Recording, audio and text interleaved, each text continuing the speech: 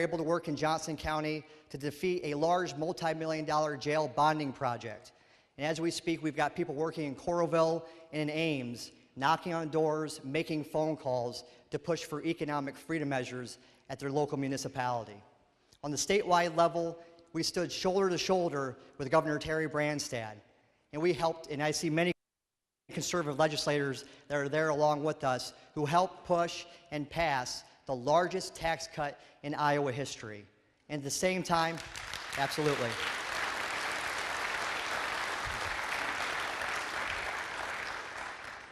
And at the same time, we're able to defeat a gas tax increase that would have hurt low and middle income families. At the national level,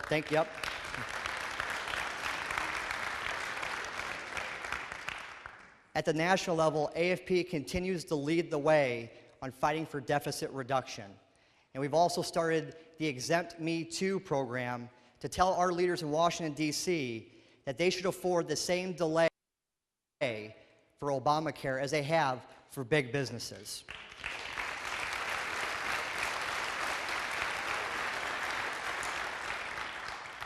We believe in a very simple concept, that our leaders in Washington and our leaders in Des Moines should manage their budgets like families do here in Iowa.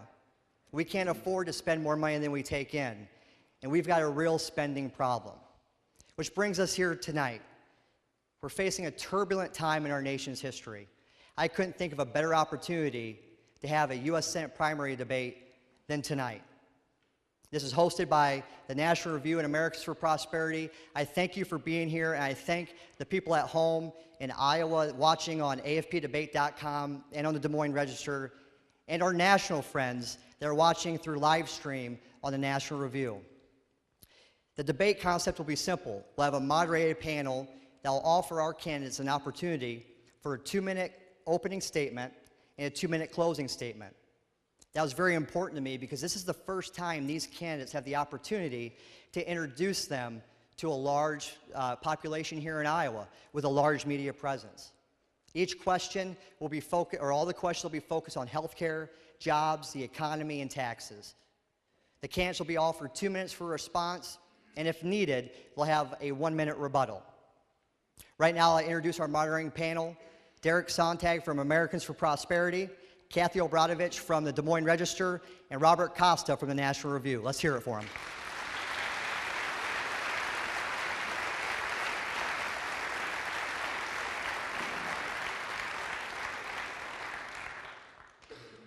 Now, for audience conduct, we ask you to remain silent throughout the debate. We encourage you to use your smartphones to tweet at AFP Iowa and to use the hashtag AFP Debate. But please put your phones on silent and no flash photography. You have 2 opportunities to make a round of applause: at the closing of the debate and right now as I introduce your candidates. Starting off first, Sam Clovis.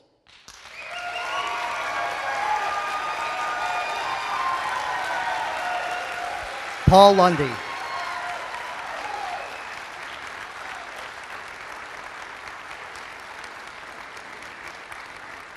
Joni Ernst.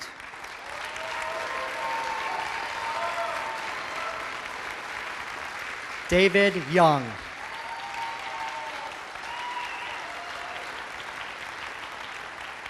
Matt Whitaker.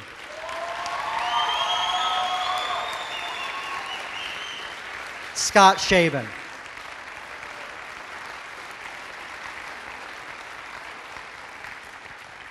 Mr. Sontag, they're all yours. Thank you, Mark. Thank you, great people of Des Moines and Iowa. We are happy to be here, and we're just going to get started. We're going to start off with our opening statements, and it was determined earlier today who would be going first. So for our first opening statement, we will call on Joni Ernst. Thank you. Thank you. Good evening. Thank you to our moderators. Thank you, Mark. Thank you for the audience for being here tonight. My name is Joni Ernst, and I'm a candidate for Senate. And I am running because I believe that as a mother, as a soldier, and as a conservative, the conservative values that I hold dear are being threatened by the failed policies of this president. As a mother and a grandmother, I want to ensure that our children are inheriting the same great nation that we inherited. And policies such as Obamacare, cap and trade, and high taxes are crushing our small business and our free market economy. Government has gotten too big, too expensive, and too involved in our lives. I believe the free enterprise economy is the greatest job creation machine ever imagined, but only if the government gets out of the way. And that means repealing Obamacare right now. It means an end to job-killing regulations, and it means lower taxes. And I'm running because as a soldier and a commander in the Iowa Army National Guard, I understand the significance, the importance of a strong national defense. And as someone who has commanded brave Iowans in a combat zone, I know the demands we place upon our men and women in uniform, and I will ensure that we care for them as well as they have cared for us. Lastly, I am running because as a conservative, I believe we must defend innocent life. And I know that the Second Amendment is a fundamental right. And as someone with a permit to carry, I exercise that right every single day. I have spent my life, dedicated my life to serving and protecting this nation, our Constitution, and these conservative values. And tonight, I am humbly asking for your support to continue that fight as your next United States Senator. Thank you very much. Thank you, Joni. We will go to David Young. I want to thank Americans for Prosperity for this event and sponsoring it. And I want to thank National Review and the Des Moines Register as well for participating. And I want to thank my alma mater, Drake University. Go Bulldogs! All right. And President Maxwell and his wife Maddie for hosting this event. I'm a sixth-generation Iowan. In 1881, my family came from Germany to Pocahontas County in northwest Iowa to pursue opportunity and the American dream. My family worked on the railroad. They farmed. They built a church. They saved up money to make sure their kids could go to school. And they started Young's Cafe in Van Meter, where I was born and raised and where I live today. But today, our liberties and freedoms, they're being threatened by a government that's run amok, by a government that needs to be cut down to size, by a president who negotiates with thugs like Vladimir Putin and gives the back of his hand to anyone in Congress who dares to oppose him. For the past several years, I've had the honor of working for Iowa alongside Senator Grassley as his chief of staff. Frankly, he's my role model. He's a common sense conservative, a true citizen legislator. He works hard and he's never forgotten where he's come from. That's the kind of man I look up to, and that's the kind of senator I'll be. Thank you. Thank you, David. Matt Whitaker. Thank you, and I want to thank again the sponsors of tonight's event. I want to thank Drake University for putting on this wonderful evening. And I'd like to introduce myself to Iowa voters. My name is Matt Whitaker. I'm running for the United States Senate. And thank you for allowing me to share my Iowa story with you. I grew up in Ankeny, and I had the great fortune of being a little bigger and a little faster than my peers. And so Coach Fry from the University of Iowa offered me a football scholarship to play for the Iowa Hawkeyes. The problem is when I got to the University of Iowa, I was not bigger and faster than my peers there, and so I quickly realized I should use that scholarship to get my education. So I received my undergraduate, my law degree, and my Master of Business Administration from the University of Iowa. And most importantly, I met Marcy, my wife of 20 years now, and our 3 kids, and they're here tonight, and I'm really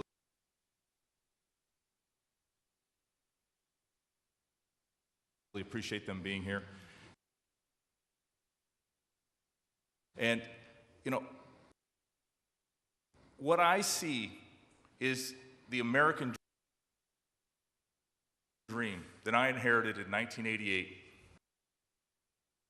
when I graduated from high school and went off into the real world is under assault. And I'm worried about the American dream we're handing Calvin, Allison, and Lincoln, and their generation.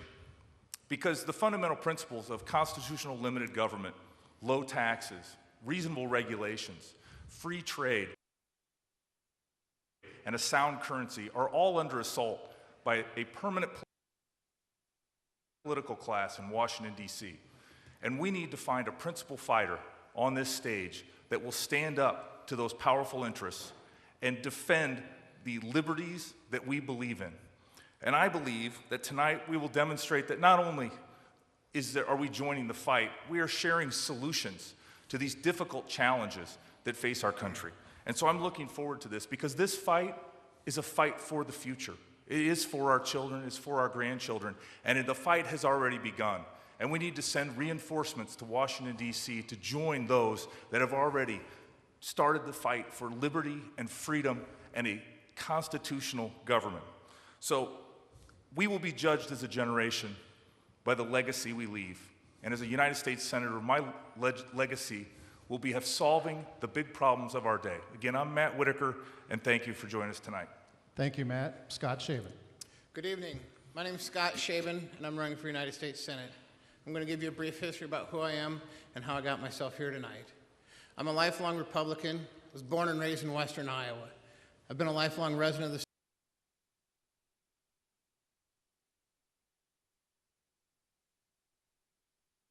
state of Iowa. Even when I was in the military, I was still a registered voter of the state of Iowa, and I still paid Iowa taxes. I grew up in western Iowa. The first job I had in junior high was working for a relative of mine, sweeping floors in their warehouse. When I got good, I got a promotion, and they let me clean the restrooms. When I got even better at that, I got another promotion, and I got to ride the riding lawnmower, and I thought that was pretty good. However, I grew up in a pretty hardcore house, a very big Republican house, a house that raised people to live on your own. My mom used to have a saying growing up.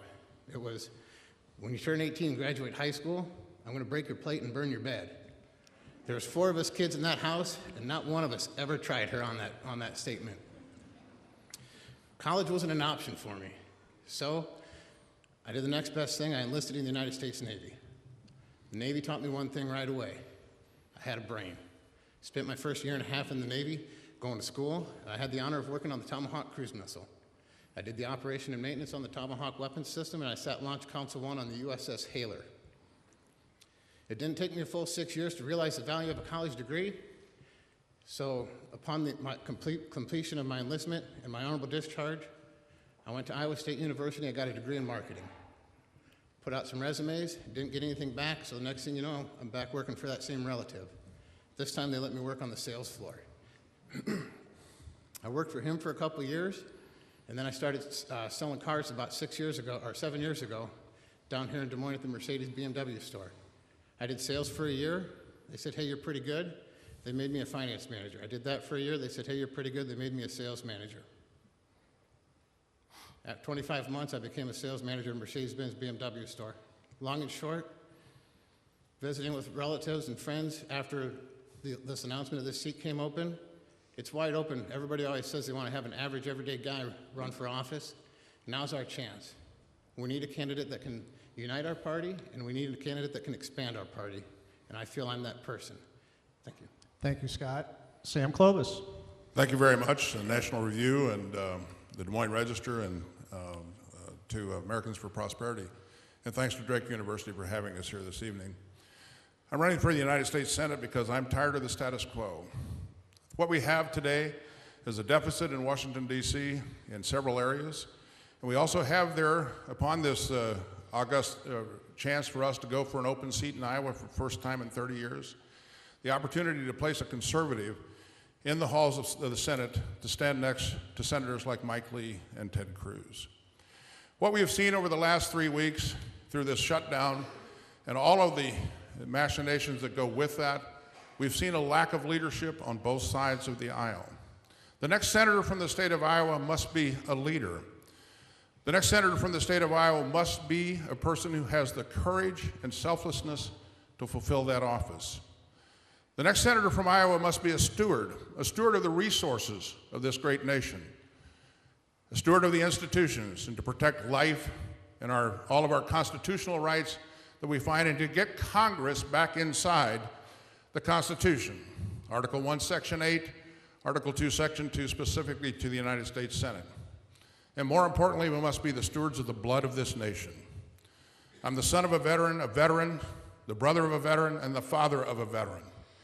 And I want to tell you right now, we should never have a president or a Congress that sends our young men and women off to fight without having a direct purpose for that, to be there in the national interest of this country, and then an exit strategy to bring them home with the dignity and respect they deserve. And finally, you must have a senator who will be a statesman, a person who will stand in the well of the Senate and articulate conservative values and provide for the future of this nation the optimism and wisdom of looking backward so that we can look further into the future. Every young person in America deserves a better life than the one that my generation has had the opportunity to live. I think I'm the person on this stage tonight that can go to the well of the Senate and not only vote right, but will fight right for you. I'm Sam Clovis, and thank you for coming out tonight, and I hope you'll have an entertaining evening here. Thank you, Sam. And Paul Lundy. I want to say thank you for the sponsors. I'm only the sixth person to have said that, so I won't drag out the list. One other thing I want to make perfectly clear. On September 19th, more than 10 days before our late shutdown, I was speaking at the Greene County fundraising session up in Jefferson. This was the night that we had that big storm down here, you remember? It tore up Urbandale, toppled trees. It was that night. Up in Jefferson, it was raining. We didn't get that kind of wind. But what I said that night was this. I said I want to make it perfectly clear that I don't believe that the Republicans who are trying to shut down the government should do it. I want to disassociate myself from that and have nothing to do with it. That is the wrong approach to take. Now, what is the right approach? On March 17th, 2010, I know that seems like ancient history, but that's just after Obamacare was enacted. I drafted a constitutional amendment that essentially said no resident of the United States shall be compelled in any way to buy health or medical insurance. And I shipped that proposed amendment off to Senators Grassley and Congressman Latham. That was March 17th, 2010. Okay? What I had in mind, and what I have repeatedly said to the members of our congressional delegation, do it this way. I've sent that amendment to them over and over again, and has just been ignored. And that's why I'm running for the United States Senate, because I will introduce that amendment and 11 others as the second Bill of Rights and get those things going. They include a balanced budget amendment that will really work.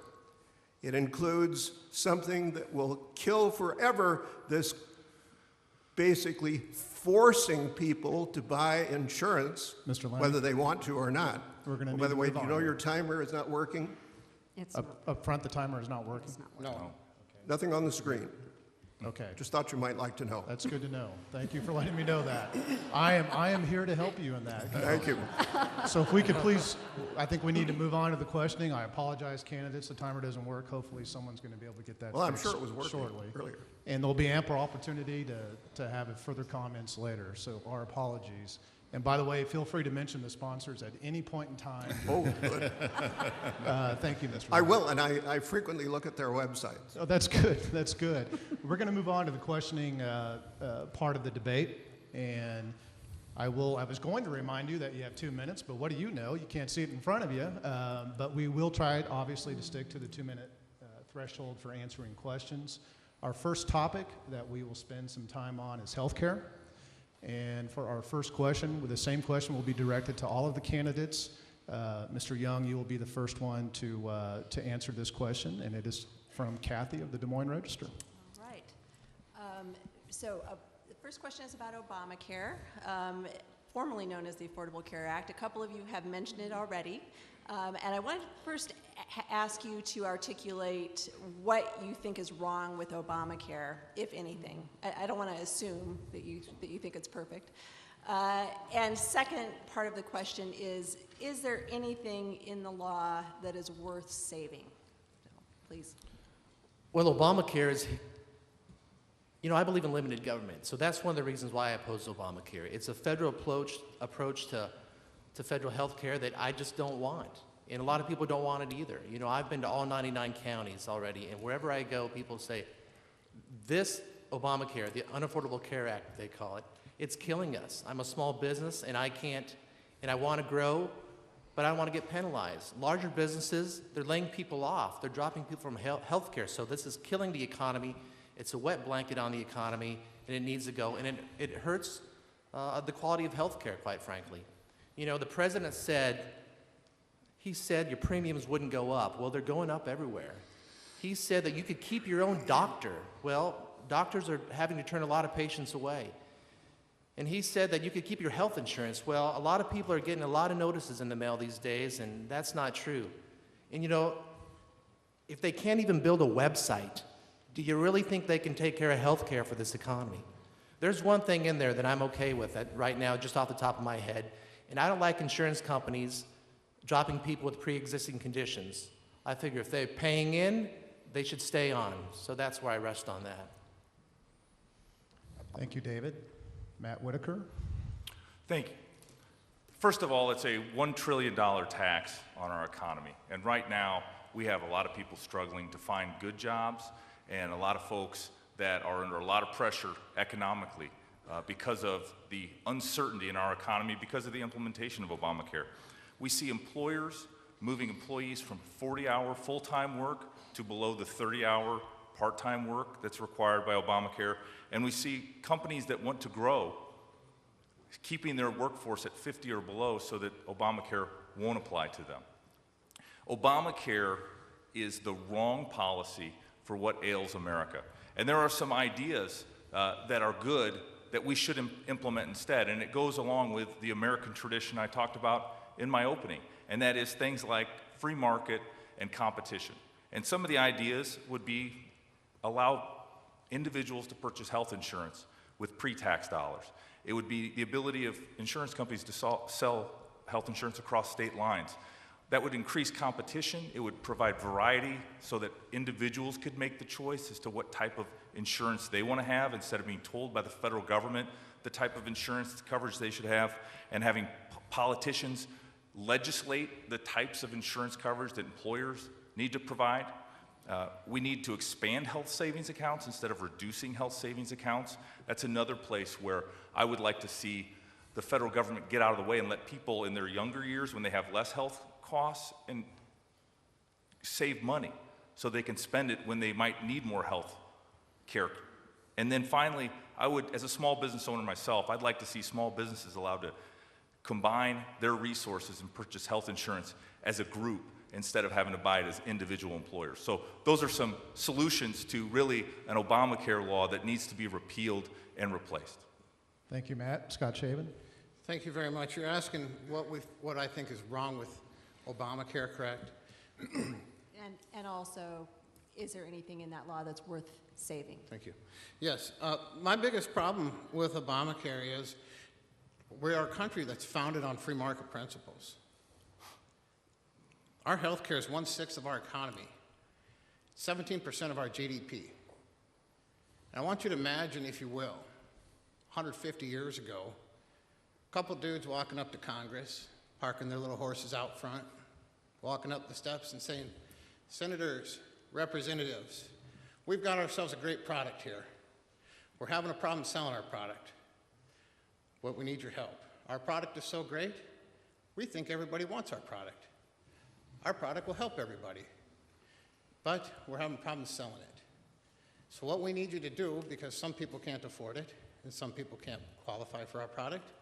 If you know any employers out there that have more than 50 employees, we need you to pass a law that says, why don't you go ahead and make them buy that for their employee? And if you know anybody that doesn't work for somebody like that, just tell them, hey, it's not the law. You have to buy our product. 150 years ago, those people would have been drug out of DC behind a horse. However, that's just what happened. The implementation of this law is also something I have a problem with. If this thing is so pressing that our federal government has to get involved with it, the fact that it takes 4 years to implement it, and then on day one, it's a train wreck, we need to start over. I do appreciate the things that Matt mentioned, selling insurance across state line. Those are things that we can definitely start off once we scrap this plan and start over. Thank you. Thank you, Scott. Sam Clovis. I want to talk first about what I've heard on the campaign trail about what people would like to see retained in this. First is in this economy, allowing children that have to return home because they can't live on their own to allow to stay on the insurance up to the age of 26, and certainly the high risk and pre-existing condition issues are there. I want to talk about now what is wrong with this bill. And I want to talk about it on a larger scale. When we talk about the economics of this bill. I've read the bill, and I challenge anybody else in this building to say that they've read the bill. I read every word of it. And I did an analysis, an economic analysis on it before the bill passed. And my estimate of the cost of this bill was $2.5 trillion over the first 10 years. We now have estimates that put it north of that. So even I was wrong on that aspect of it. That means we're adding $150 billion a year to the debt of this nation because of this bill. How moral is that? What is the morality of having a bill that does that? There are other aspects of this. The comparative effectiveness research that feeds into the Independent Payment Advisory Board. Essentially a bureaucratic apparatus, 15 people not elected by anyone, who will decide and judge on what health care you will get at some point in your life. The untenable aspects of what's happening with the electronic medical records. Doctors are spending more time filling out paperwork today than they are servicing patients. What about the notion that we have money still going to pay for abortion in this country out of this bill? What about the notion that we have in this bill, the fact there is no transparency at all? We have concentration of industry in the fact that we have insurance companies, now only 1,300 insurance companies in this country that provide health insurance, when before we had almost 2,000 companies. This is wrong, and this is immoral. This bill needs to be repealed. Thank you, Sam. Paul Lundy. I think I'm the only one here who has actually sold health insurance. I did it off and on for about 20 years as a licensed Iowa insurance agent, licensed to sell health insurance. So I've had some experience with it. I've gone to a lot of classes on it. And one of the things that I noticed when Obamacare passed in March of 2010 was that it passed without a single Republican vote. Only Democrat votes counted in favor of that law. I thought there was going to be trouble right away because I thought that the Republicans would immediately try to repeal it, and I thought that that was the wrong thing to do. There were good things in that. There were Republican ideas in that bill. I know there weren't any Republican votes for it, but there were good things in this Obamacare bill, this Affordable Care Act. One of the good things Sam mentioned was pre-existing conditions. That wasn't going to stop you from getting insurance. And the ability of adult young people to stay on their parents' insurance. That was a good thing. So why repeal it? Why go back and try to reenact it? So I differ from Americans for Prosperity. They want to repeal and replace. I want to get rid of the obnoxious features of Obamacare, keep the good stuff. And so my amendment is aimed at eliminating only the obnoxious features, only the mandates. The rest of it should stay and it's good legislation. Thank you, Paul. Joni Ernst? Okay, thank you. That was a very good question, Kathy. The problems with Obamacare, I can name 3 things right now that I think are wrong with Obamacare.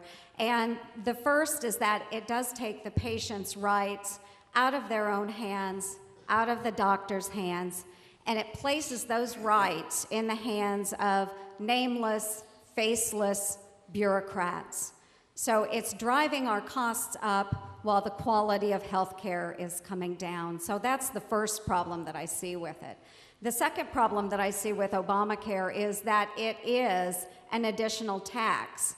It's $1.2 trillion of new taxes over the next decade that will be facing our families, our children, and future generations over the next decade. $1.2 trillion of new taxes. And then the third thing is that Obamacare is a job killer. It is a job killer, and we've seen examples of that here in Iowa. In Sioux City, Blue Cross Blue Shield closed an office of 106 employees. Those are employees that will now get up every day and not have that job. They are not providing for their families right now. I sat down with a businessman in his office in Okoboji. He hoped to expand his business. Now he is not able to expand because of the implications of Obamacare. He's letting go his full-time employees and he's hiring part-time employees. Obamacare is a job killer. But let me tell you, I am the only one here on this stage that has stood up against Obamacare. I voted no on the Medicaid expansion that the Senate Democrats proposed, and I stood against the federal exchanges here in the state of Iowa. I want to continue that fight in Washington, D.C. Thank you, Joni. Candidates, we're going to stay on the topic of health care. Thank you all, by the way, very much for, I believe you had the timer is working for you, and I appreciate you sticking to the 2 minutes. Mr. Whitaker, we're going to start with you on this second question that's going to come from Robert of National Review.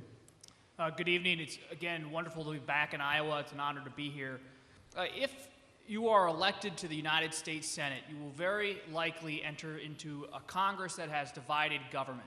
And Republicans now are grappling with the issue of divided government and expectations in divided government. And starting with you, Mr. Whitaker, what should Republicans' approach be within divided government when it comes to health care? Should the approach on Obamacare be piecemeal and try to get some kind of compromises within that construct, or should it just be full repeal, comprehensive alternative? The solution for Obamacare and its replacement is an all-of-the-above approach. And we saw that play out over the course of the government shutdown. And what we saw was a Republican House that attempted to negotiate really either a delay in the individual mandate or piecemeal approaches to solve some of the biggest challenges in Obamacare. And what we saw was a president and a Democrat Senate that was unwilling to even enter into the discussion. So in our divided government, if we do not have a majority in the Senate, we of course would need to work together, because I think that's what Iowans and everybody in this room is really frustrated with, is that we cannot seem to get anything done in Washington, D.C. We haven't had a budget passed since 2009. We have now passed any hard nation's debt, and it just grows exponentially almost until February 7th when we do it all over again. And so I think as I get around the state and I talk to Iowans, I hear 2 things. They want someone that will stand on principles, that will work to eliminate Obamacare and its job-killing regulations and law, but they also want somebody that can get something done. And when they say get something done, that is mean work on behalf of the American people to solve the big problems and challenges of our day. And right now, those big challenges are debt and deficits, they are Obamacare, and they are the economy and jobs. And so as a United States Senator, I will go there. I will go there with an open mind, but I will certainly stand on principle. And one of the principles I stand on, as a small business owner, I know exactly how painful Obamacare is to my small businesses, and I know how painful it is to someone that I just talked to today, Tammy, telling me that she had, the first time in her life, had economic uncertainty about the future of her job. And those are the kind of people that I'm going to fight for. Thank you, Matt. Same question, Scott Shaban. Thank you very much. I'm also an all-of-the-above approach. If you look at how the Democrats are handling their part of it right now, they're going the piecemeal approach. They're taking the employer mandate and they're saying that piece, well, we can just put that behind for about another year. Give it a couple months and who knows, maybe the individual mandate will be next. Who knows, maybe the entire thing will be pushed back a year if they can't even get this website up. If I was to win this election, I would go for the full repeal and then start over piecemeal. This thing it's a well-intended train wreck. It's got great intentions. We're not trying to deny anybody health care, but at the same time, we're trying to do it in a sensible fashion. As a Republican, this is something that we have to look at as a major opportunity for our party. Right now, you have 6 Republicans on stage. It's taking up the majority of this debate. For this piece of legislation, they need to be held accountable in 2014. And that's a win-win for the Republicans because not a single Republican voted for it. So this is something that we need to do. We need to take the leverage from this and hold the people accountable that voted for it and use it as an opportunity to expand our party and expand our presence in Washington. Thank you, Scott. Sam Clovis. Nobody in here has mentioned the fact that the last person to speak for this bill before it was passed was Bruce Braley, our presumed opponent. And I just want to make a comment that anyone in this room would be more competent than the presumed Democratic candidate. The issue here we're talking about, and I want to talk about, if we want to talk about compromise, I have often said, and I have said out on the stump, and I've talked about this in my campaign, I will compromise with anyone who has the best interest of this nation at heart. I will compromise and work with anyone who will determine what the best interest of this country is, because the only special interest in America not represented in our Congress is you. We have to take a look at what's going on here. And if compromise is what we saw in this last deal that we saw here, what kind of leadership led to that?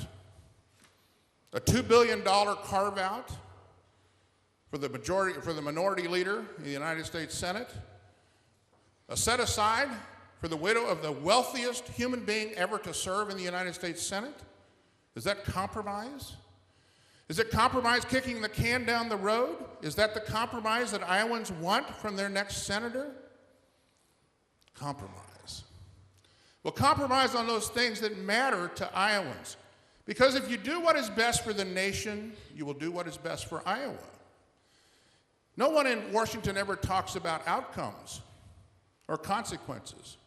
They only talk about output and counting and keeping track of things. So the next senator from the state of Iowa ought to go to Washington and work with Democrats and independents and even some of the socialists that are there on those issues that matter to the nation and are what is best for this nation. I will never compromise on values. I will work with anyone who has the interest of the nation at heart. Thank you, Sam. Paul Lundy. Sam put it very well, having the interest of the nation at heart. I do. I published last spring a brand new book. In fact, Ms. Obradovich has a copy of it, and some of the other people here have a copy of it too. The book is called Meltdown, Second Revised Edition, and it consists of about 300 pages. It includes 12 proposed constitutional amendments that I call the Second Bill of Rights. These are the things that it covers. It covers the electoral vote. It covers some American traditions. For example, it says that the continued use of "In God We Trust" on our coins and currency is okay, and it's okay to celebrate the traditional Christmas. Okay. Most importantly, it has a balanced budget amendment that will really work and bring deficit spending to a screeching halt. That's got to be done really ahead of everything. A balanced budget. Stop deficit spending. Okay, my number 4, Social Security needs to be made permanent. My number 4 amendment will do that. Same thing with Medicare, number 5. Number 6 will improve the federal court system. No more lifetime appointments for federal judges, not even on the Supreme Court. 10 years renewable. Okay, sovereign immunity gets rid of the idea the king can do no wrong. No default. With my no default amendment, the question of default goes away completely. No default, ever. Okay, my term limit amendments is number 10. I have an amendment number 11 is amending to amend, and number 12 deals with congressional rules like the filibuster. Gone. Thank you, Paul. We just want to remind that the question is, what should the Republican approach be to healthcare and divided government? Okay, thank you. I appreciate that.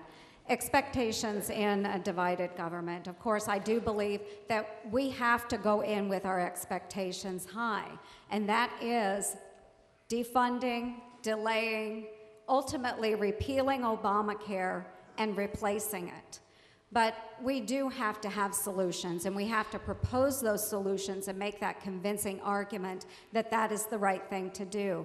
We face this situation with a divided House and Senate here in Iowa, and yet we have had amazing results over the past 3 years as we look at legislation. So I think there is a way to make progress in the Capitol.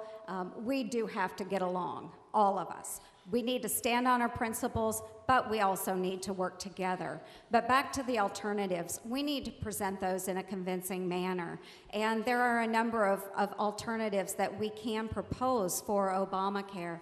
The first would be insurance portability, allowing an employee to move their insurance from employer to employer, allowing small businesses to self-insure. We allow that of large businesses right now.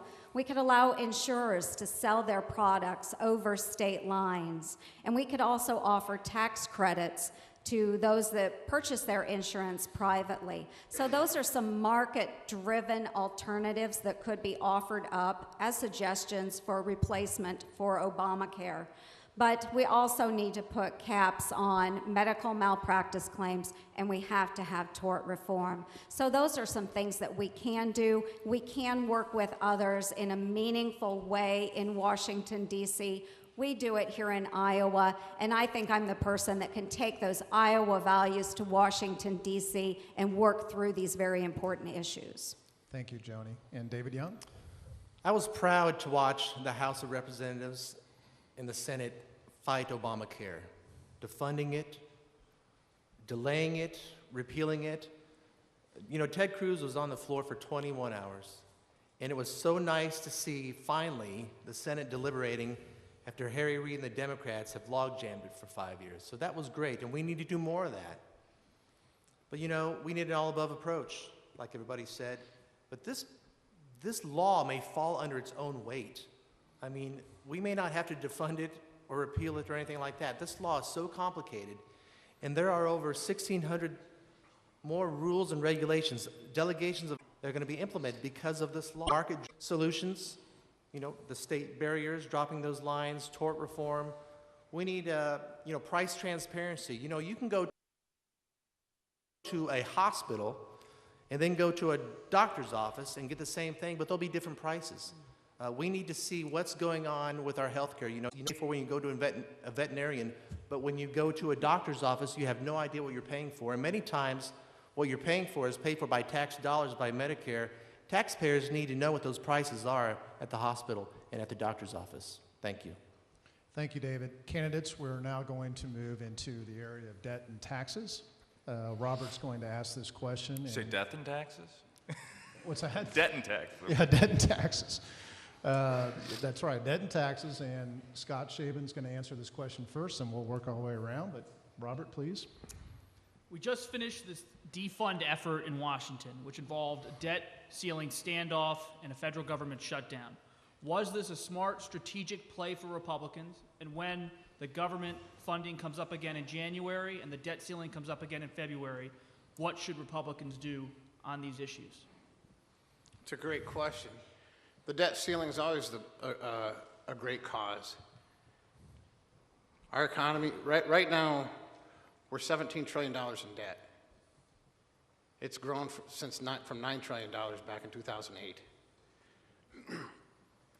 I use the analogy of somebody here in Iowa with a $29,000 income. It's not a great income, but it's fairly common. If somebody was making $29,000 a year and had $36,000 a year going out and was already $170,000 in debt, how much money would you lend that person? Not a single person would lend that person any money. Most bankers would already consider that person to be bankrupt. However, you tack a bunch of zeros onto that, that's where we're at. We take in $2.9 trillion, we're spending $3.6, and we're $17 trillion in debt. We have to focus on it. I'm the only person in this race that talks about a path to solvency. We balance the budget, we're still $17 trillion in debt. We have to look at all the options. The way the budget's written, we don't have too many options left to us due to mandatory spending versus discretionary spending. So we're going to have to look at some of the things that are involved with mandatory spending, but we're also going to have to create jobs. The more people you get on the payrolls, the more people you got paying taxes, the more money you got coming in. So that's what we're going to have to focus on, and we should never give up the fight for reducing our debt and getting ourselves out of debt. It's just embarrassing. Thank you. Okay, thank you, Scott. Sam Clovis. The debt of the United States should be an embarrassment to every American, and because it is accumulating at a very rapid rate, there are many things we have to approach. I just read Mr. Costa's most recent interview with the Senate Minority Leader, Mitch McConnell.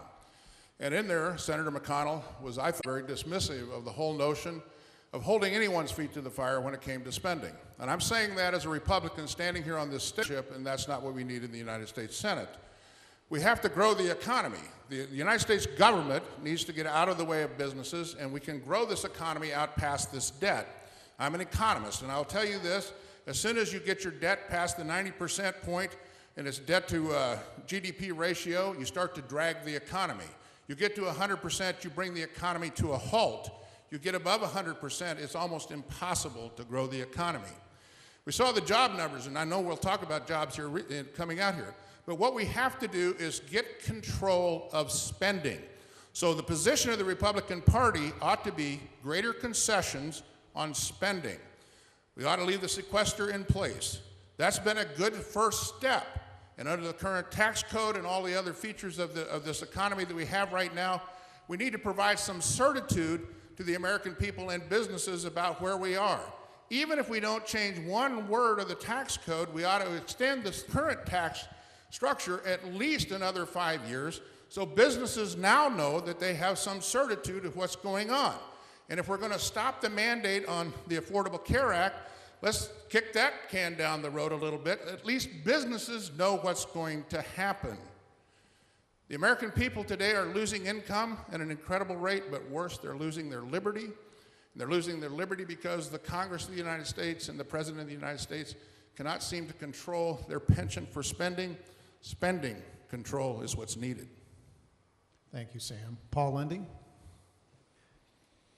28 years ago, 1985, working with Senator Grassley, I wrote a book called Great Restraint. In that book, I included a balance the budget amendment that will really work.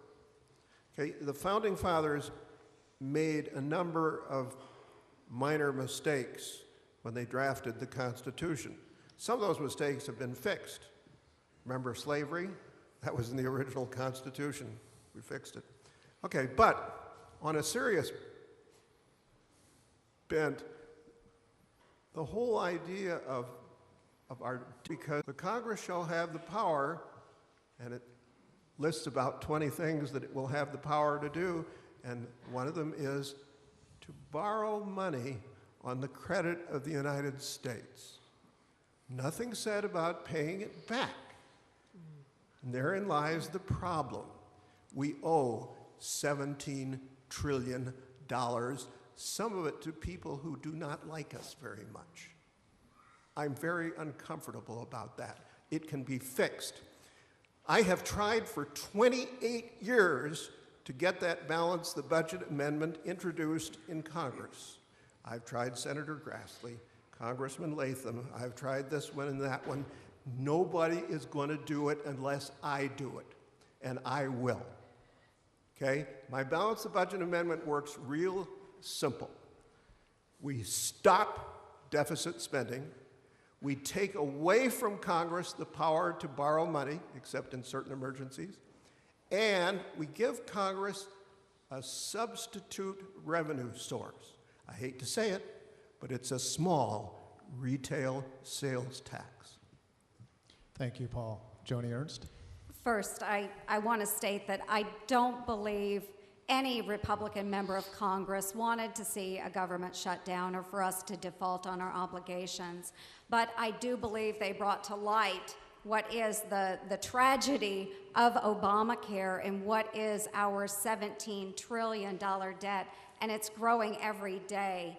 So first, we have to stop spending. Right now, for every dollar that the federal government spends, 40 cents of that is borrowed money. And I know as a mom that I can't do that in my household budget. Only in Washington is it okay that we borrow 40 cents for every dollar that is spent. So we have to cut our spending. And as a farmer's daughter who grew up in southwest Iowa, castrating hogs with her dad, I can go to Washington and cut pork. Thanks, folks. So we do have to stop the spending. And so I would support a balanced budget amendment. I would support that. I think that that is very important. But we can't just cut our way out of this situation. We have to grow our way out of this hole. And that means growing the economy, stimulating the economy. And the way that we do that, first, we have to replace Obamacare with market-driven alternatives. I've stood against Obamacare here in the state of Iowa. We need to lower taxes immediately for hardworking families. I've helped pass the largest tax cut in Iowa history, $4.4 billion of savings to Iowa taxpayers over the next 10 years. And we must stop government overreach and burdensome rules and regulations. Thank you. Thank you, Joni. David Young. I would have voted no to lift a debt ceiling without the fiscal discipline in the short term and long term, because we have to get to criminal. We need an amendment. It's the only way out of this, folks, and we need to cut spending like never before. You know, the way we do budgets in Washington, it's bizarro world to me, but departments and agencies come up to Congress and they say, we spent this much last year, so we want that much and a little more, and Congress just gives it to them. And there's no accountability, and there's no transparency, and most times they spend it on waste, fraud, and abuse and mismanagement because nobody's watching the hen house there. We need to get to zero-based budgeting. What that is, a lot of states are doing it. You assume that these departments and these agencies, they start with nothing, and you make them come up, and you make them beg and justify for every dollar they want to spend. That's how you'll get accountability. And we need to, people talk about auditing the Fed. I want to audit the whole. I want to know what they're doing with your money. The federal government's watching us, but nobody's watching them. So we need firm oversight of our budget, and we need to cut. There's a lot to be cut. There's a lot of fat on our federal budget. Thank you. Thank you, David, and we'll finish this question with Matt Whitaker.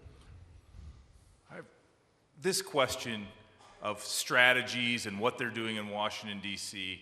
is really not what I talk to people around the state about. What I talk to people about and what I hear from them is the economic uncertainty.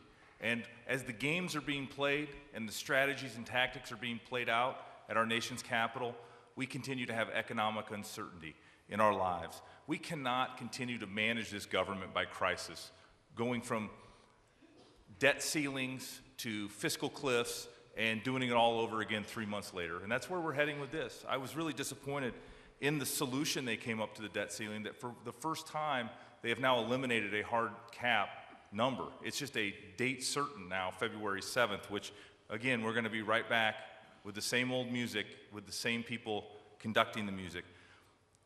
The burden on American families in the second quarter of this year is the highest it's ever been from taxes from their federal, state, and local.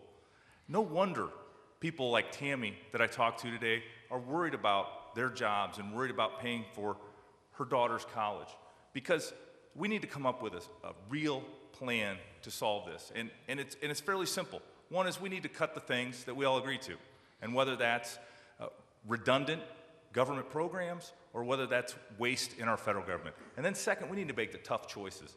Choices on things like aid to countries that don't like us very much, and departments of commerce that have 47,000 bureaucrats that most of them, we don't know what they do. And then we do need to get rid of baseline budgeting, and we need to then give a small, across-the-board cut year over year to every department. Because what I saw when I was a United States attorney and managed a budget within the federal government is you make your managers manage. And then finally, we do need a balanced budget amendment. It needs to cap it at 18.5% GDP and provide very few exceptions to that.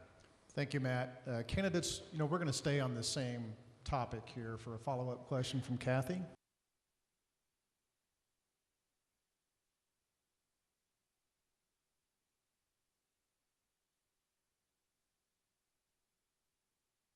And we'll start it off with Sam Clovis. Sure. All right. Senator Grassley told me the other day that he thinks there may be an opportunity for a deal on control. Would agree with that approach? And secondly, do you believe that revenue should be on the table at all as you're talking about balancing the budget? I wouldn't agree with that at all. And if I were in the United States Senate, I would have the respect for Senator Grassley to go and talk to him and tell him I would respectfully disagree with him. The whole notion that we have to bargain away entitlement reform to get at the spending issue is really again kicking the can down the road. How many promises have been made? I'm old enough to remember the 1980s when we went through this deal with Ronald Reagan, where he was promised, $1 of $3 of tax or of spending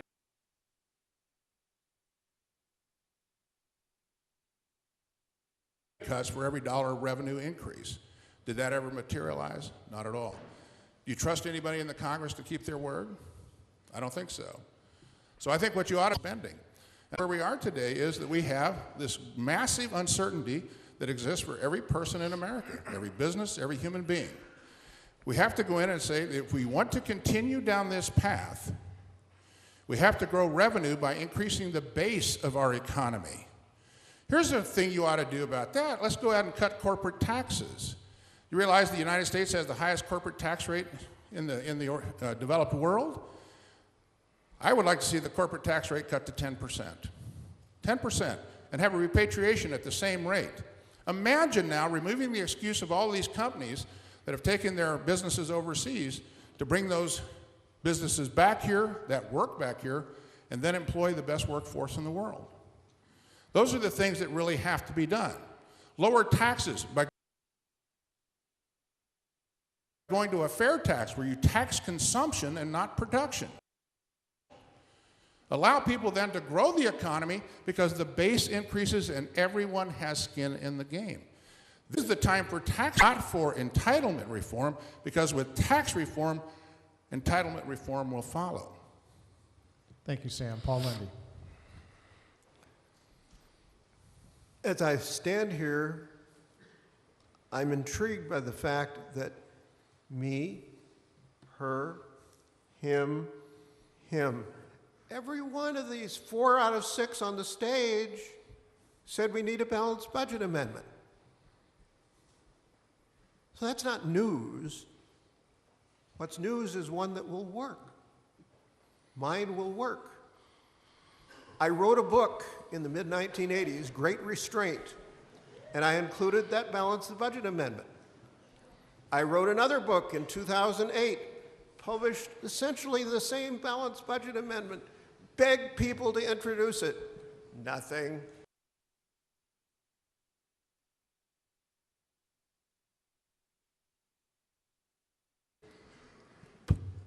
Faxed it to every member in our congressional delegation in January and February of this year. Introduce it matter. They won't do it. I will. I wrote the darn thing. And the reason it will work is it takes away from Congress the power to borrow money. Takes it away. Says Congress shall have no power to spend money on the credit of the United States, borrow money on the credit of the United States or otherwise. Now, there are a couple of exceptions that have to be made, war and great national emergency, but otherwise, no more borrowing. Stop it. Okay, now fund it. We have this amount of spending, Congress has approved it. So we first of all have to fund that, which means we have to come up with $1 trillion to balance the budget. And there's only one way to do it: easily, quickly, unpainfully. A chance to talk. Thank you. Joni Ernst? Thank you. I don't agree with Senator Grassley on that point. I do believe that we need long-term entitlement reform. We know that if you look at Social Security, Medicaid, and Medicare, the three of those programs combined now make up 10% of our GDP. And within my lifetime, over the course of next several decades, it will double to 20%. We know that's not sustainable. So I agree we need to reform entitlements, but not at raising our levels of sequestration. We do have to cut our spending, and just as we've all talked about here, we have a $17 trillion debt, and we do have to address that, whether it's through the balanced budget amendment or cutting.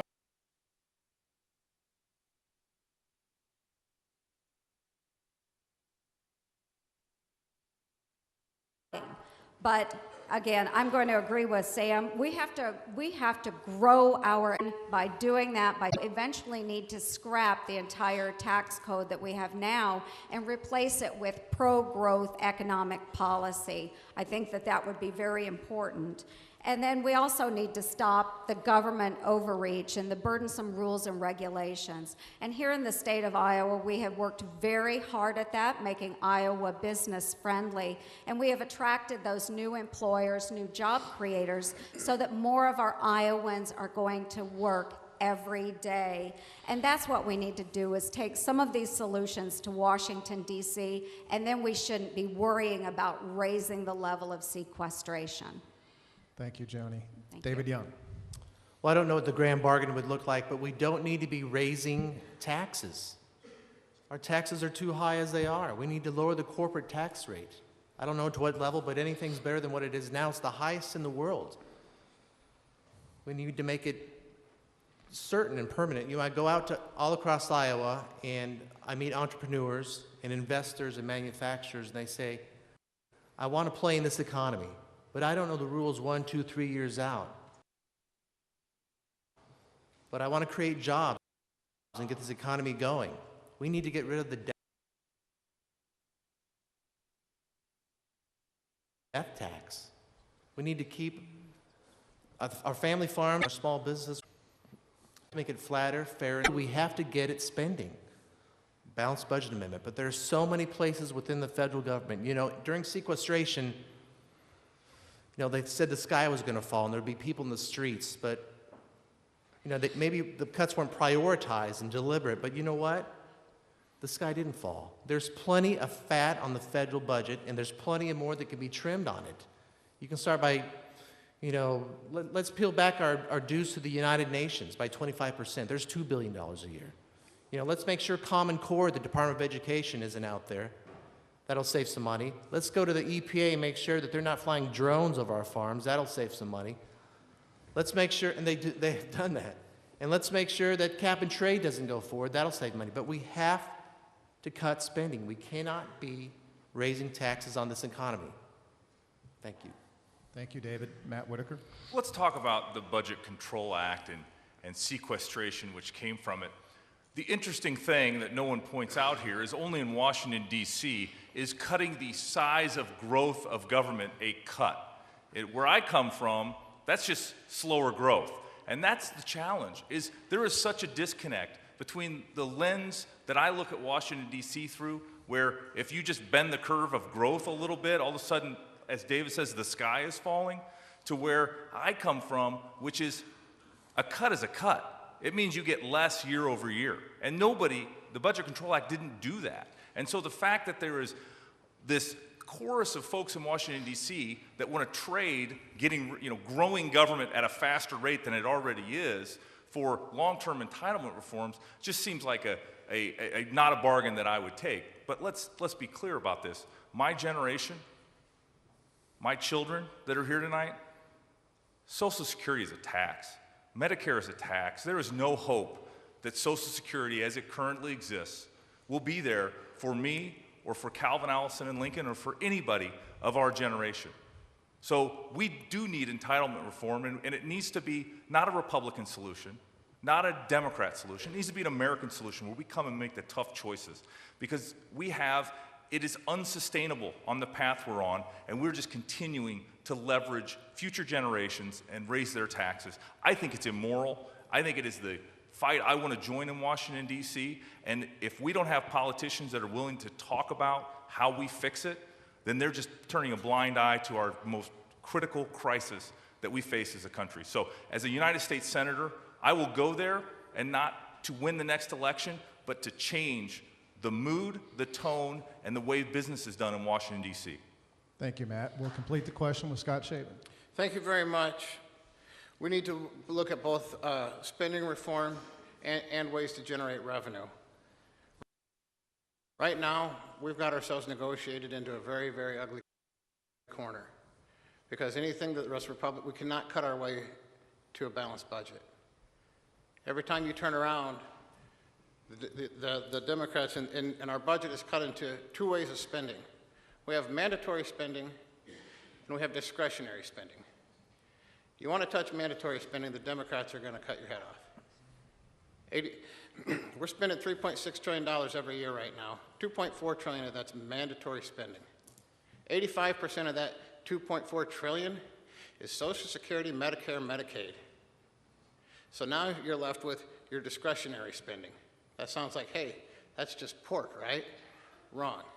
Because then you get introduced to another term that says non-defense discretionary spending. So you say, whoa, that means there's defense discretionary spending? You betcha. Half of our discretionary funds is our defense. So that leaves you with $600 billion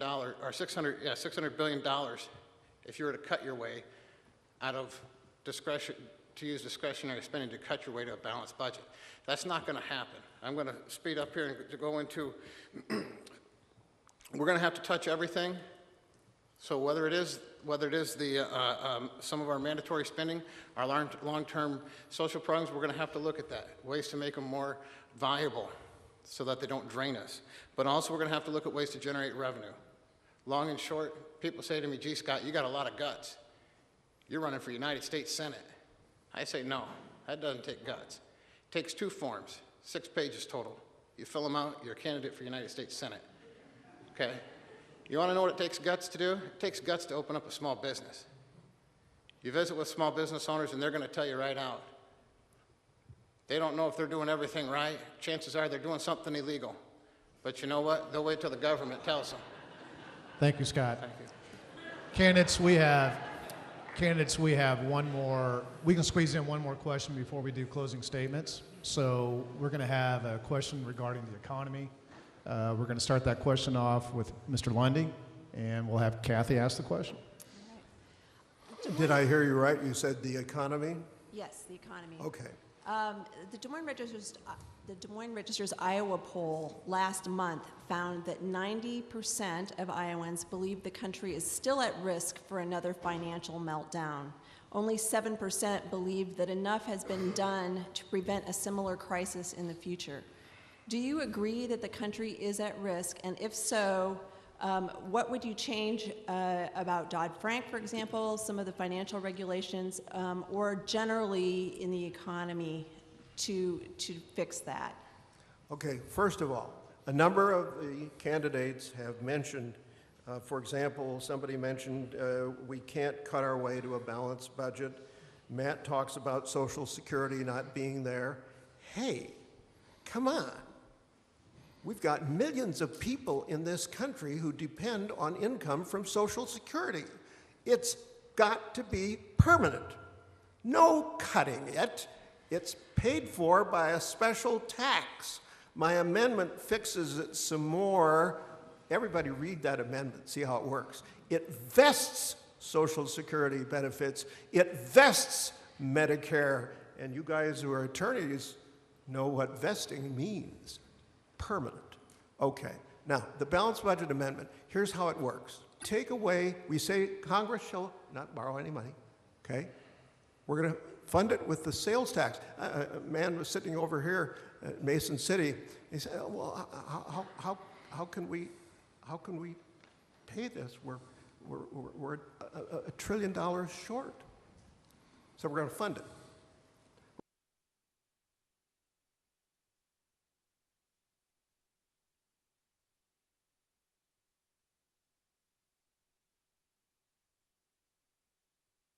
We're going to fund it this way. We're going to fund it with a small sales tax. We're going to exempt food for human consumption. Total spending to spend, it's just a budget balancer. Okay? Then we're going to cold turkey. We're going to balance the budget. We're going to stop deficit spending. And then we're going to fix some of these other problems. Nibbling the federal budget isn't going to do it. That's what these other candidates will do. I won't nibble. I will fix it. It's got to be fixed. Joni Ernst. I do believe we are at great risk with our economy, and I think we're at a greater risk now than we have ever been in recent history. But I think we need to repeal those bad laws, and those would be laws such as Dodd-Frank. We need to shutter Fannie Mae and Freddie Mac. They should go away. We need to stop government bailouts. There are a number of things that we can do. But we also need to repeal Obamacare, which we know right now is the biggest threat to jobs here in Iowa. I've mentioned some of those already. A local businessman that I spoke with, a car dealer, the cost of insurance to his employees and to him, it is going up $500,000, $500,000 to pay for Obamacare. That's crazy. So we need to repeal Obamacare, replace it with market-driven solutions. We need to lower taxes, which will stimulate the economy, and we need to do that immediately for our hardworking Americans and our businesses. But we need to scrap the tax code and replace it with fairer, flatter, and simpler rules and regulations that are pro-growth. And we also need to, again, stop our government overreach. And we've done that here in the state of Iowa. We have seen Iowa become much more business-friendly, and we've gone from over 6% unemployment down to 4.9% unemployment, which now puts us at 8th lowest in the nation. So we are setting the example here in Iowa. We are doing things right. We need to take this example to Washington, D.C., and that's why I want to be your next United States Senator, is to take these Iowa values to Washington, D.C. Thank you. David Young. We need to get the economy rolling again, and we need to cut the budget. Obamacare's got to go. People are afraid to hire. Keystone Pipeline goes from Canada to the Gulf of Mexico. It's not even a taxpayer-funded project, yet President Obama, for the last 5 years, has kept his thumb on that and not given it a waiver to let it go. You know, I was in Spencer, Iowa, at Maurer Manufacturing, and they make trailers, and they make really big trailers, and they said, David, we could hire a lot of people if Keystone was approved. Same with XL Specialized Trailers in Manchester. And the rules and regs that are coming out of this administration, when they should be going through Congress and the legislative process, cap and trade is going to kill our economy. Bruce Braley is a big fan of cap and trade. That will hurt our farmers, our manufacturers, and it'll hurt our power rates that you're going to pay your electricity bills. And we got to get at the tax code to get this thing rolling. Flatter, fair, simpler. We have to have that debate, folks. And any tax reform has to be revenue neutral. We cannot raise taxes. So that's what we need to do. Thank you. Matt Whitaker.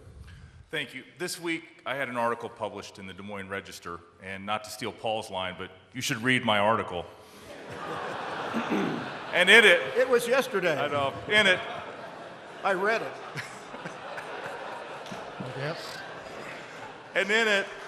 Hold your applause, please. Hold your That's- applause. yep. And in it, I point out that recently we've had over 200 regulations, each costing $100 million each, come down from the federal government. Those regulations and the tax uncertainty and the economic uncertainty and a Federal Reserve that carries a $4 trillion balance sheet is providing an uncertain basis and foundation for our economy. The thing I want to talk about the Federal Reserve just a minute because it all is related. And one of the concerns I have is, as President Reagan once said, it's the only thing close to eternal life is a federal program. Well, we may be reaching that point with their current program, their $85 billion a month quantitative easing. And that is a program that we're going to have a very difficult time getting out of. And it is related. It's related to Dodd-Frank. Once again, Obama and his folks believe that if we have a crisis, it's a great opportunity to put in new regulations. And as someone that serves on a community bank board, I see the implementation of Dodd-Frank being a complete disaster and requiring the compliance costs of all sorts of financial businesses to increase and to put extreme pressure on how are they going to comply with all these rules and regulations coming out of Washington, D.C. And so as the small business owner here on the stage and as someone that is in this economy, we have to fix these problems, and we have to fix them sooner rather than later, or we're going to be in for more trouble, not less. Thank you. Scott Shaven. Thank you. Yes, we have to be very, very careful with our finances right now. Everything from our national debt to the amount of money that we're spending. Matt mentioned quantitative easing. Before 2009, I believe,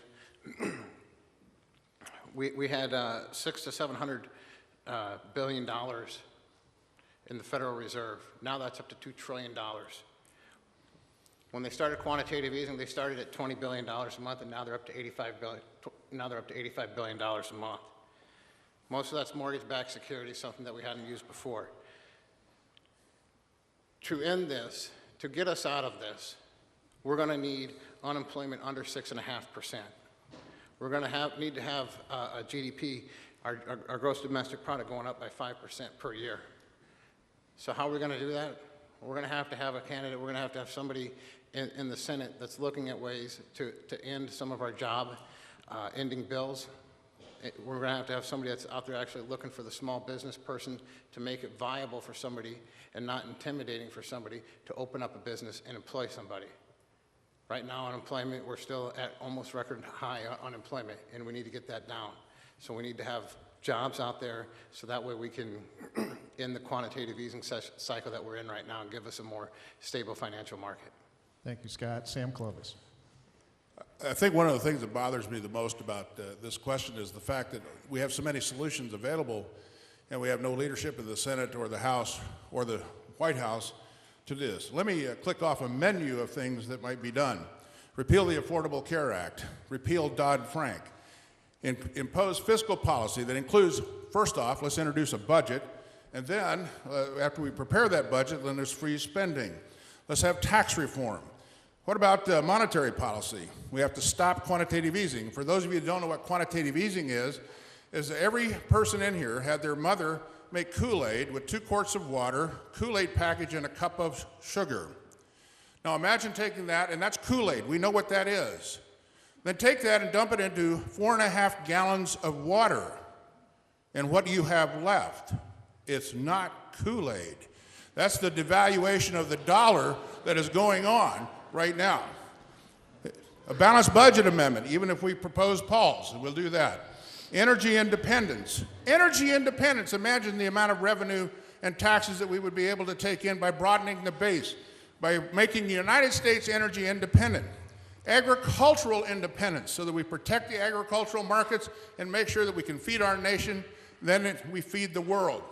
Regulatory moratoriums to change that, because every time a regulation is passed, it steals your liberty and imposes a cost on your pocketbook.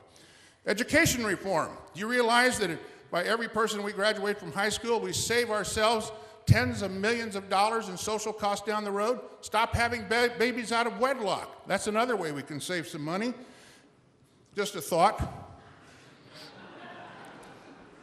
And let's get immigration reform that really works so that we can take away those social costs that are there.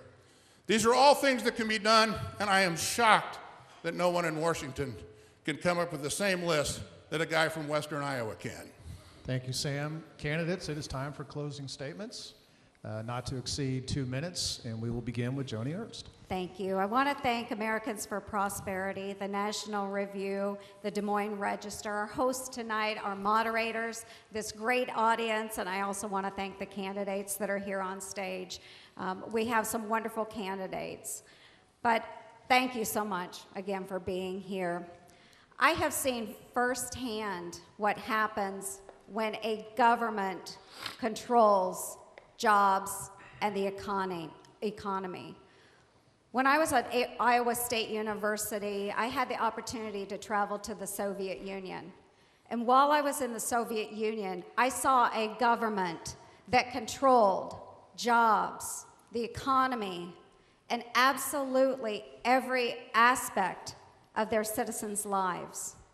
And it was so abhorrent to me that when I returned to Iowa State University, I was compelled to join Army ROTC and put on the uniform to defend the values that I believe made this nation great, and to stop what I saw happening in the Soviet Union from ever happening here at home. And today I can tell you that I am alarmed by what I am seeing in our nation. This president's policies are dangerous, and they threaten us, and they threaten the values that I hold dear. I have worn the uniform for over 20 years, and it has been my honor to stand with thousands of men and women who have served to defend this nation, to make sure that their children are inheriting the same great nation that we inherited. I am tonight humbly asking for your support to be your next United States Senator. My name is Joni Ernst. I'm a Republican. I'm running for Senate. Thank you so much. Thank you, Joni. David Young. Well, you had a chance to hear from all the candidates tonight. If you remember one thing about David Young, I hope it's this. I don't want to go to Washington for incremental change. I want to take on Washington with a big stick. You know, we're saddled with a government that believes that dealing with the debt crisis is to erect barricades to prevent veterans from seeing their war memorials. We're saddled with the prospect of Obamacare increasing premiums with less choice, causing hundreds of thousands of Americans to be shifted from full-time to part-time work, adding to another and always larger astronomical debt. We're saddled with a government that doesn't have the common sense to find its way out of this mess. As Senator Grassley's Chief of Staff, I know the importance of bringing Iowa's common sense and conservative values to Washington. I've seen the dysfunction of government, and I know how to fix it. You know, Senator Grassley does his 99-county tour every year. I just finished my sweep of visiting with Iowans, the voters, in my 99-county tour, and I'll be back to do it again. I'll work hard, take your values to Washington, and I won't rest until we turn this mess around. I would love your support. Thank you. Thank you, David. Matt Whitaker. Thank you to our sponsors, AFP, the National Review, the Des Moines Register, moderators did a great job. My fellow Republican candidates, thank you for being here. I know everyone in this room agrees with me that anyone on this stage is better than Bruce Braley. Bruce Braley, who gave you cap and trade, TARP, bailout, stimulus, Obamacare, cash for clunkers, and I'm sure I forgot a few. But we need to find a candidate that can not only beat Bruce Braley, but can go to Washington, D.C. and stand for the ideals and the ideas that we talked about here tonight. This is a wonderful discussion we just had about some of the solutions to our nation's largest challenges, and they include the recipe that we've known throughout our nation's history, and that is lower taxes, reasonable regulation, a sound and stable currency, and a brighter future for our children. For 237 years of our nation's history, not one day, not a single day, not even today, has the strength of our nation been our government. The strength of our nation has been everyone in this room, we the people. And I will restore that back to our government in Washington, D.C., where they're disconnected from the real people here in Iowa. Thank you, and God bless you all. Thank you, Matt. Scott Shaven. Thank you very much. I want to thank everybody here in attendance tonight for taking time out of their night to attend this debate and forum tonight. I'd like to thank all of those at home that are watching this streaming online from taking a break from trying to access healthcare.gov to actually watch this debate.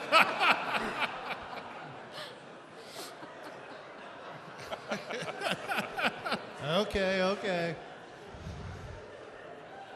Sorry, I even laughed at that one. I apologize. When you finally do log off of this website and you do try to get back into the healthcare.gov website, I do want you to go home, and when you finally do get through, I want you to compare what you have now to what you're being offered. Is your plan better than what you have now? Is it a better value than what you have now? Is it going to cost you less money than before? If those answers are no, you know what to do. You're going to have to vote Republican come November of 2014. When you go home tonight, I'd like you to look at the value of the money that our government spends. We're currently spending $3.6 trillion. There's a little over 300 million people in our country. Just doing quick math, you're looking at about $12,000 that our federal government is spending for every man, woman, and child in this country. Are you getting the value out of it? Can you actually say that your taxes are contributing to your portion of the $12,000 for every person in your household? That's a lot of money. We need to cut some of our spending. We need to get it in line. We need to start giving people value for the $12,000 that we're spending on them. Lastly, I'd like to thank everybody else that's been watching at home and allow them to go back to the World Series game. Thank you. Thank you, Scott. Sam Clovis. Thanks to everyone here tonight. This is all about you, the people of Iowa, and the people of this nation.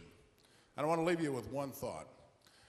The next senator for the United States Senate from Iowa must be a person that you can trust, someone you can depend on, someone you know will have your back. I wear a ring on my hand that is given to me by my father. He bought this ring when he entered the United States Air Corps in 1941.